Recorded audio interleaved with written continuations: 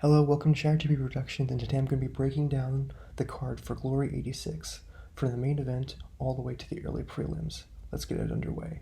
First off, there is a heavyweight contest between Uku Yorjindil from Estonia and Mentis Ramidika, who will be making his Glory debut. Uku lost a pretty definitive decision to Hachab, and in that fight he was very hittable and showed that he did not access a very good gas tank. Meanwhile, Mateus is, of course, making his debut. He's got great footwork, good aggression, and a lot of power behind his punches. I think that he's going to continuously march down Uku, eventually drain him out, and land the heavier shots and get a decision victory. After that, there is a middleweight contest between Jilton Luderbach and Yuri de Souza. Luderbach is coming up from welterweight, where he is undefeated at 2-0 in Glory. Yuri de Souza has yet to pick up a victory, challenging for the title last year unsuccessfully. Yuri de Souza is very hittable on the feet. He's not very sound defensively. His chin has been suspect in the past. Granted, Maslavoyev is going to make anyone's chin suspect. Luderbach moves very well. He uses leg kicks efficiently, very accurate. His movement's on point. He's a difficult man to hit, and I see the fight just working as Luderbach outpoints de Souza as de Souza is unable to land that one clean shot. I got Luderbach taking a decision. Chikh and Robin Surik will be going head-to-head in a welterweight contest. Both these guys coming off wins. Surik uses a boxing-heavy style, very soundly defensive there. He utilizes his jab very efficiently. Quasi is a little bit more versatile in his attack. He utilizes head kicks, mixes in the knees very well. He also has a dangerous right straight and good left hook that he utilizes. For Quasi, he's going to need to go to the body a lot more because Surik is pretty soundly defensive when it comes to headshots. I think that he's going to need to mix in those knees that he did efficiently well in his fight with Stifo earlier this year. I think that using leg kicks will also be efficient in that going to the head. Surik is going to need to push the presser very early on and utilize his jab. I think Quasi is a more prolific striker, and he's going to be able to mix it up more efficiently than Surik is. I have Quasi taking this fight via a decision. After that, there is a super bantamweight women's contest between Sarah Musanok and Gilia Kosnard. Musanok just had a close fight with Tiffany Van Soest for the title. Meanwhile, Kosnard is coming off of a definitive win over an Infusion champion back at Rivals in January.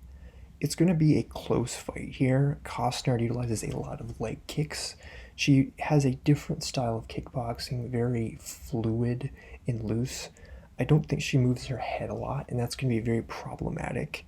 She also has a tendency to be more flat-footed in her fights. Compared to Musanok, who utilizes a lot more movement, and especially utilizes a lot of boxing combinations whenever she fights, it's going to be a problematic fight for Kosnard. I think that Musanok is going to consistently land on her, going to give her problems with her constant movement and output, and I think that Musanok will probably net a decision victory here. Enrico Cal will then be taking on Gorik Belay in what will be a Glory lightweight title eliminator. Enrico Cal holds a victory over the current one featherweight kickboxing champion, Chilisov Alizov. Belay is a vet in Glory, being on a 2-fight win streak, holding a victory over another German in Hishad Akipa, who has a somewhat similar German offensive style. Cal is different than Akipa in that he throws more behind his punches, which not only makes him more dangerous, but it also allows Belay more opportunities to counter-shot him. Those overhand rights and knees are going to be very crucial to winning this fight, especially since Cal is constantly going to be walking him down and leaving him open to shots like that.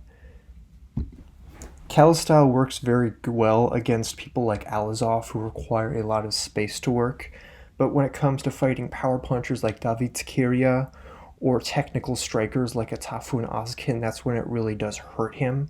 And Belay, I believe, is going to be one of those styles that's going to be problematic for Cal. Belay should be able to consistently move out of the way of a lot of what Cal is trying to do and avoid getting into the dog fight that Cal thrives the most in. I imagine that Cal will need to utilize a lot of leg kicks there because Belay does not check them very well, and he doesn't do a proficient job of blocking the body. So those are going to be areas that Cal is going to constantly need to be hammering in early on to really hammer on Belay's gas tank as the fight progresses. Belay is just going to constantly need to wait for those openings that Cal often leaves and make sure this fight does not turn into a brawl. That's going to be the one where Cal is going to have the highest advantage.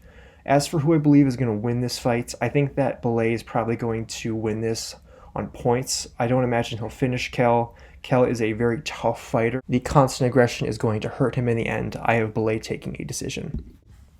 There's a heavyweight contest between Luis Tavares and Bahram Rajamidov. Both these guys have odd styles. Tavares is returning after a failed drug test. Besides that, he's looked almost perfect in glory thus far. Bahram had only one fight in which he lost to Maslobloyev a couple of years back. That was at light heavyweight. Tavares is very well-rounded and versatile. He's got a lot of power in that left hook, and his uppercuts are very dangerous. Defensively sound for the most part. Bahram, on the other hand, seems like the guy only has like 1 or 2 good rounds, and then after that he becomes very sluggish. Defensively, he is not very inept, and that's going to cost him a lot, Tavares, because Tavares has thunder in that left hook. Those uppercuts are going to be very proficient throughout the fight, and I think he's eventually going to get the finish on Bahram. I got Tavares wearing down Bahram, and I actually think he'll get the finish here just because I don't trust Bahram's gas tank overall, and Tavares does have a lot of power behind it. So I'll have Tavares taking a finish in the 3rd round. In the co-main event, there is a heavyweight Grand Prix qualifier between Benjamin Adekbouy and Sofiane Ladouni. Bouy is a veteran in glory.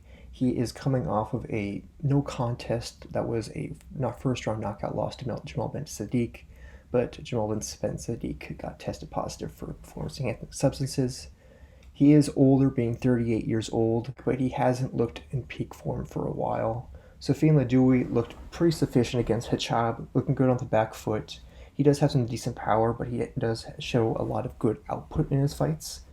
Quite frankly, I think Adekbouy has just kind of gone past his prime at this point. 38 years old, he looks more sluggish than normal.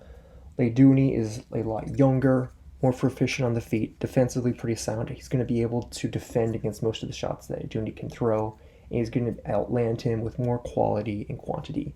So I think that Ladouni is going to get this to be a rather comfortable decision, and at that point I think it's going to be time for Adekbouy to start thinking about retirement. Finally, in the main event, Petpanomrung will be defending his featherweight kickboxing title against Ahmad Chikh.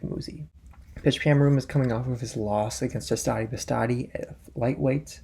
Ahmad Chikh is a classic German offensive crazy style, was in one of the fights of the year last year. He's got heavy hands, a lot of offensive pressure and output, but defensively he is just very flawed, absorbs so much punishment in his fights, and he is normally able to find that knockout or that knockdown, which allows him to get back into that fight.